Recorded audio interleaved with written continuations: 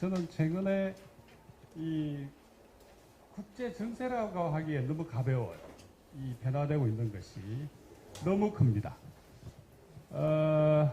일각이 여삼추란 말이 있지 않습니까? 딱 지금 세계 타임으로 일각이 역사 타임으로는 3번의 가을에 해당되는 그 정도의 맹렬한 속도로, 정말 맹렬한 속도로 세계가 급변하고 있습니다.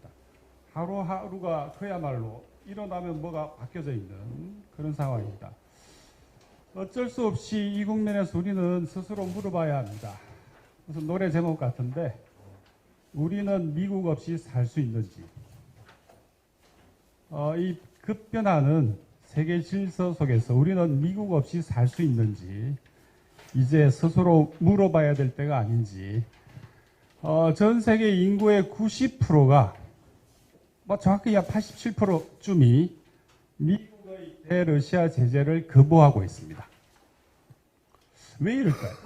전 세계 인구의 90%는 미국을 따라하지 않을까요?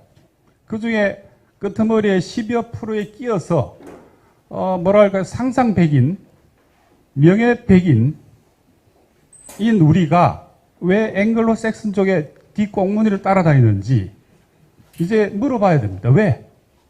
누구를 위해서? 국익, 외교, 매를 다 좋아요. 근데 가장 어떤 기본적인 질문에 대해서 우리 답을 해야 됩니다. 왜? 우리가 상상백인이 돼버렸는지. 왜 언제까지 앵글로색슨의 그 끄트머리에서 꽁무니를 빨면서 살 건지 한번 물어봐야 돼요. 근데 그렇다면 우리보다 훨씬 못한, 글쎄 한 70%, 80% 전 세계인은 왜 안 따라하는지. 대단히 중요한 질문이에요. 그리고 오죽하면 뉴스윅 같은 잡지에서도 왜 전 세계 인구의 90%가 우리를 따라오지 않는지에 대해서 물어봐야 된다고 오히려 자기들이 이야기합니다. 근데 우리는 왜 안 물어본 거예요? 그게 문제예요. 거기서부터 문제가 생기는 겁니다. 인식의 어마어마한 편차, 격차. 제가 여기 이 내용을 그냥 드릴 수가 없는 게 이게 지금 곧 출판할 책이 이제 저작권 때문에 지금 못 드리는 겁니다. 그래서 옛날에 썼던 원고를 그냥 제가 자료로 제시를 했는데, 우크라이나 전쟁하고 이 새로운 세계 질서에 관한 책인데, 출판되려면 그래도 한두 달 있어야 될 겁니다. 근데 거기서 제가 한 말 가운데 하나가 프레스티튜트란 말입니다. 프레스티튜트. 프레스하고 프로스티튜트하고 합성된 단어인데, 지금의 언론 지형을 이만큼 정확하게 이야기한 신조어가 있을지, 언론하고 프로스티튜트, 매춘부하고 매일매일 매춘부들이 쓴 기사를 읽고 우리는 세뇌당하고 있는 거예요. 매일매일. 그게 지금 벌써 6개월째입니다. 그러니까 저 같은 사람이 졸지에 친러파로 규탄의 대상이 되어버리는. 그렇습니다. 그래서 이 참 안타까운 현실에서 지금 핵심은 그겁니다. 지금 이 지정학적 대전환의 가장 중요한 핵심이 뭐냐? 네, 그거는 브레진스키라고 혹시 들어보셨죠? 이른바 제국주의 지정학의 대가 아닙니까?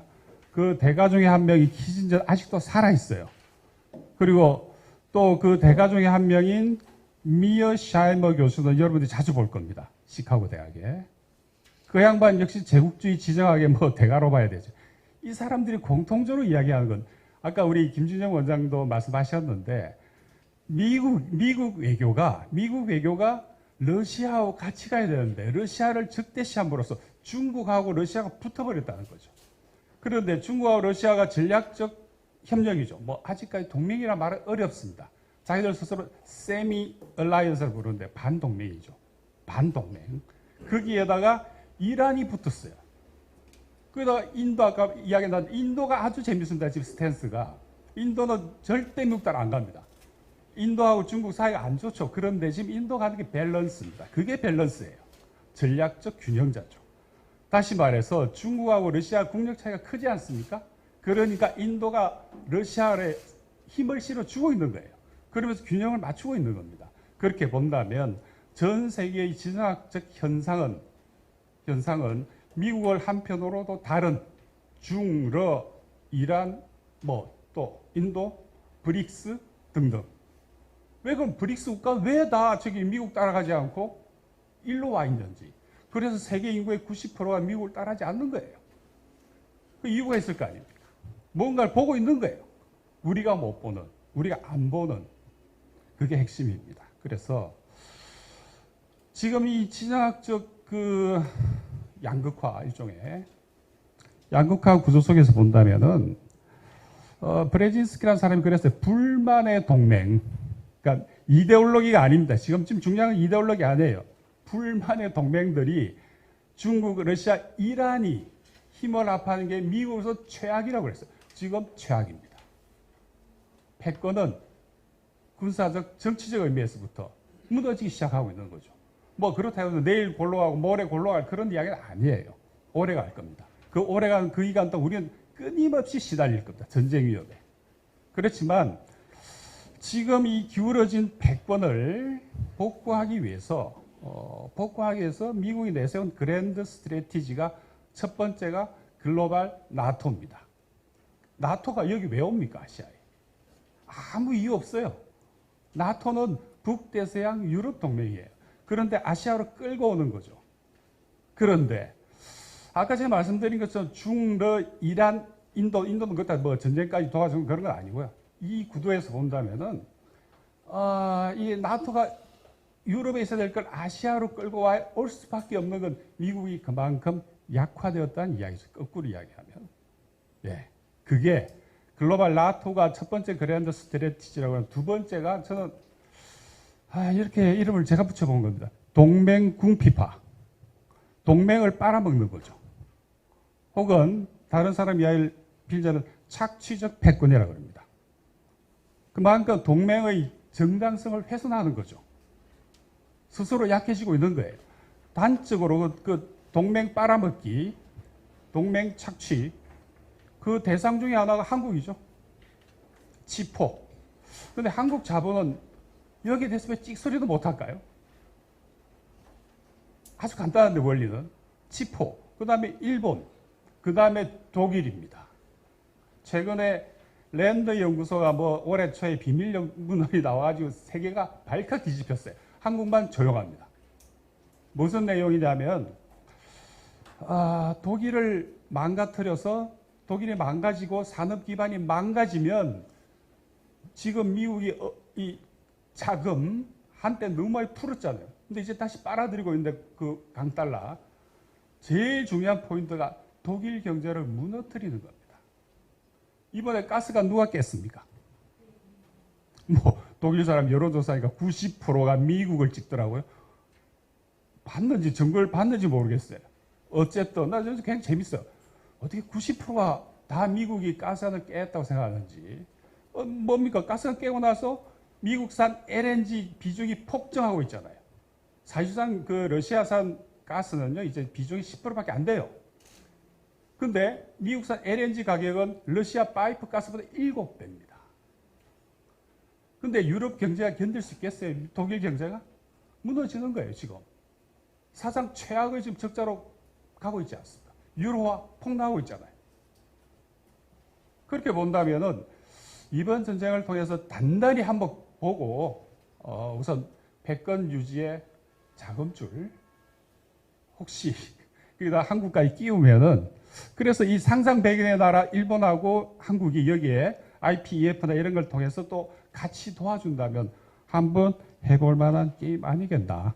그래서 이제 글로벌 나토 플러스 동맹 궁피파가 현재 미국이 추구하는 그랜드 스트래티지 아니냐. 이렇게 잠정적으로 이책의 내용이 이제 그건데 이제 보여드리면 좋겠는데 아무튼 그래서 지금 이 우크라이나 전쟁 관련해서 간단히 한마디만 하자면 우리 사회 담론이 매우 간단합니다. 2월 24일 날 러시아가 침략했어. 끝. 지난 30년의 우크라이나 역사를 훑어보면요. 이 앞에 있는 내용이 그 내용인데 이 야만적인 단순함 이걸로는 세상을 설명할 수가 없습니다. 불가능합니다. 이 30년 동안 있었던 일이 무엇이었는지를 보지 않고서 2월 24일 날 침략했어. 그걸로 끝. 이렇게 특히 지금 전 세계 진보 진영 완전히 아사리판이 되어버렸지 않습니까? 좌파는 다 깨져버렸어요. 이 문제 때문에. 없습니다. 합의가 불가능해요. 저만 해도 예를 들어 우크라이나 가지고 지금 논쟁하라고 한다면 절대 합의 안 해줄 겁니다. 당신들이 잘못 본 거다. 왜? 30년의 역사를 안 보고 어떻게 그날 마치 6.25 그날 새벽에 침략해서 끝? 아닙니다. 침략은 2월 16일 우크라이나가 먼저 침략했어요. 그리고 그 한 해 전에 이미 폭격을 해댔어요. 그 8년 전에 폭격을 매일매일 해댔어요. 왜 그럼 왜 우크라이나는 유엔 안보리에서 개런티까지 했던 그 민스크 협정이라고 왜 안 지켰는지 아무도 이야기 안 합니다. 8년 동안 그 사람들이 뭐 했는지 아무도 이야기 안 해요. 그래서 너무나 큰 공백을 가지고 있는 이 주장을 그냥 우리는 줄 서서 그냥 마술피리 듣듯이 이 프레스티튜트에 따라서 그냥 졸졸 따라다니고 있는 거잖아요. 아무 생각이 없는 거예요. 머리가 비어버렸어요. 빈 머리에서 전략이 나올 수가 없는 겁니다. 그래서 안타깝게도 지금 이 전 세계에서 전쟁 후보지가 많이 있습니다. 첫 번째는 지금 우크라이나에서 하고 있고요. 그래서 폼페오라는 자가 얼마 전에 강연을 했는데 세 개의 자유의 정부를 들었어요. 첫째, 우크라이나. 둘째, 대만. 셋째, 이스라엘입니다. 그래서 유감스럽게도 미국은 이 모든 전선 두 개의 큰 전쟁과 3.5개 한반도까지 넣으면은 3.5개의 중간치 전쟁을 동시에 수행할 능력이 없습니다. 지금 그 산업 이야기가 나왔는데 이번 우크라이나 전쟁을 통해서 영국에서 온 학술지가 하나 있어 군사 학술지인데 굉장히 재미나요. 한마디로 이야기하면 미국의 현재 전쟁 물자 가지고는 우크라이나 전쟁을 2주 정도 할 탄환이 없다는 거예요. 탄환, 총알이. 이게 무슨 소리입니까? 왜 총알이 없을까요? 다 간단하죠. 산업 기반을 중국이 떼버렸잖아요. 그러니까 총알 만들 공장이 없는 겁니다. 그러면 전쟁을 못 이겨요. 2차 대전에 미국이 어떻게 이겼어? 물자로 이긴 거 아니에요. 물자가 없는 거예요. 물자가. 은행하고 첨단 산업이죠. 이른바 금융자본이죠. 금융자본으로 가다 보니까 이런 문제가 덜컥 생겨버린 거예요. 그래서 재산업화하려고 예를 들어 치포 이런 거 가지고 한국 산업 기반 일로 갖고 오라는 겁니다. 원리는 간단합니다. 그래서 이 네오콘 대리 전쟁으로서 우크라이나 전쟁은 그렇기 때문에 앞으로 이 세계가 어디로 갈지에 대해서 굉장히 많은 걸 시사해 주는 거죠. 굉장히 많은 거를. 그래서 제가 보기에는 미국이 이야기한 이른바 규칙 기반 세계 질서. 이 사람들이 입만 열면 규칙 이야기해요. 근데 잘 들어보세요. 왜 국제법은 어디 갔는지, 국제법 왜 없는지, 유엔은 어디 갔는지, 규칙 기반 세계 질서라고 하는 거. 그러면은 푸틴은 또 무슨 이야기 하냐면은 국제법 기반 다급 질서 이런 이야기 해요. 그럼 도대체 하나는 규칙이고 하나는 국제법이 뭐가 다릅니까? 미국이 정하면 규칙이고 그 규칙은 국제법 위에 있는 겁니다. 그렇기 때문에 현재 이 신세계 질서라고 하는 것이 제가 보기에는 뭐 그야말로 새로운 디스토피아, 유토피아 반대말이죠. 잿빛 유토피아가 우리 눈앞에 성큼 다가와 있다는 의미를 의미하는 건데 저는 대안으로 시간에서 이제 다 생략하고 한 두 가지 단계의 접근을 고민을 해봤습니다. 첫 번째는 친미 중립입니다. 갑자기 친미 이야기하면 헷갈릴지 몰라도 현재 우리 사회의 실력, 노동 포함해서 민주당 포함해서 실력은 친미 중립 이상을 못 넘어간다 봅니다. 아주 냉정하게 평가하면 그거조차도 현재 윤석열 정권 안에서는 어렵습니다. 왜? 중립 빼고 친미만 할 거기 때문에. 그래서 국가이익, 소위 국가이익과 관련된 부분에 대해서는 치포 같은 경우도 앞으로 유사 사례 계속 생길 거예요. IPEF 때문에 그래 본다면은 첫 번째 단계로 친미 중립에서 출발해보자. 그래서 중립적 공간을 확장해서 전략적 자율성을 최대화시키자, 극대화시키자 하는 게 제가 지금 생각하고 있는 일종의 대안인데 아까 우리 저하고 자주 우리 김 원장님하고 자주 토론을 같이 합니다. 근데 이제 신냉전이라 부르지 말자나 충분히 그 고민을 이해해요. 어떻게 보면 저는 그걸 이제 전략적 모성의 공간으로 갖고 가자. 이런 취지로 이해하고는 충분히 좀 타당하다 봅니다. 그러나 저는 거기에 대해서 전략적 자율성이 결국 우리 외교의 목표여야 되고 그럴 수밖에 없다. 현재 제가 그런 생각을 하게 되는데 한 가지만 제가 시간상 덧붙이자면요.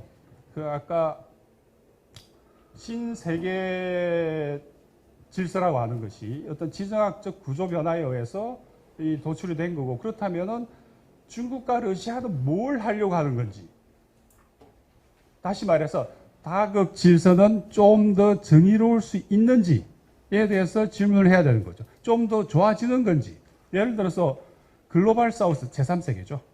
지금 브릭스 플러스 이 나라들이 지금 미국이 하라는 대로 안 하는 이유는 다극 질서를 통해 가지고 좀 더 미국 그 유일 질서, 단일 질서에 견제할 수 있는 새로운 지렛대를 보고 있는 거죠.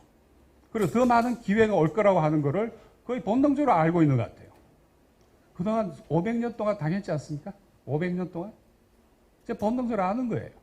그래서 이 새로운 세계 질서라는 것 속에서 어떤 기회의 창이 열릴지 그렇다고 세상이 갑자기 평등해지지 않습니다. 더 정의로워지지도 않습니다. 그러나 미국 주도의 리버럴 단극 질서보다 낫지 않겠나? 예를 들어서 희한하죠. 우리 저하고 같이 한번 여러분들 그 FTA 반대 무지했을 겁니다. 자유무역. 그런데 이제는 우리가 자유무역을 옹호해야 됩니다. 왜? 뭐 이런 개 같은 경우가 어디 있어요? 우리가 이제 자유무역 질서를 지켜야 될 왜? 지금 소위 말하는 그 IRA라는 미국의 그 다음에 치포라는 이거는 자유무역 질서를 정면으로 깨고 있는 거예요. 이게 말이 안 되는 거잖아요. 그렇다고 우리가 그렇다면 WTO 통해 가지고 뭐 소송을 해요? 할 수 있죠. 근데 안 해요. 왜? WTO의 그 뭡니까 항소기구 망가져 버렸어요. 없습니다. 그 작동 안 합니다. 그렇다 보니까 지금 현재 새로운 무역 질서 이 사람들이 이제 중로 쪽에서 하는 이야기 그겁니다. 달러 헤게모니를 무너뜨리겠다 우리. 이거는 의지가 확고합니다. 확고해요. 이거 깬다. 그러면 달러 헤게모니가 깨지면 달러 리사이클링을 통해서 미국 군비 조달을 지금 해온 거거든요. 이 기능이 약화되는 거죠. 군비 조달을 막겠다는 거죠. 그러니까 지금 아까 중국이 가지고 있는 이 재무적 채권 보유가 쭉 떨어지고 있어요. 계속적으로. 이미 러시아는 틀었어요. 이 말이 무슨 말이냐면은 그 대신에 금하고 자국 화폐 달러 쓰지 않겠다는 거예요. 안 쓰기 시작합니다. 사우디, 터키, 인도 등등 이 무역 결제할 때요. 달러 안 씁니다. 자국 화폐하고 자국 화폐를 결제하는 거예요. 그게 보니까 훨씬 이익이더라는 거예요. 그리고 예를 들어 얼마 전에 우리 ISDS 문제 냈지 않습니까? ISDS 같은 거 우리 안 한다는 거예요. 예를 들어서 그냥 상품 무역만 평등한 조건에서 하자. 그게 이 사람이 생각하는 자유무역이에요. 근데 실제로 우리가 알고 있는 자유무역 그렇지 않잖아요. 이건 핵심은 금융자본입니다. 투자입니다. 미국식 자유 FTA라고 하는 핵심은 투자예요. 돈, 금융자본 이야기죠. 근데 이쪽 사람들은 금융자본 모르겠고 산업자본 중심으로 자본주의를 갖고 가겠다는 이야기예요. 이제 큰 줄거리는 그런데 그게 우리 민주노총이나 혹은 좀 더 정의로운 세계 질서를 고민하고 실천한 사람들에게 과연 그렇다고 우리 실력만 가지고 이 미국 주도의 신자유주의 질서를 깰 수 있냐는 거예요. 이 수없이 많은 노력에도 불구하고 그런데 지금 보십시오. 신자유주의 생긴 이래로 외부 변수에서 이렇게까지 흔들리기는 처음입니다. 외부 변수라는 건 지정학적 구조 변동이죠.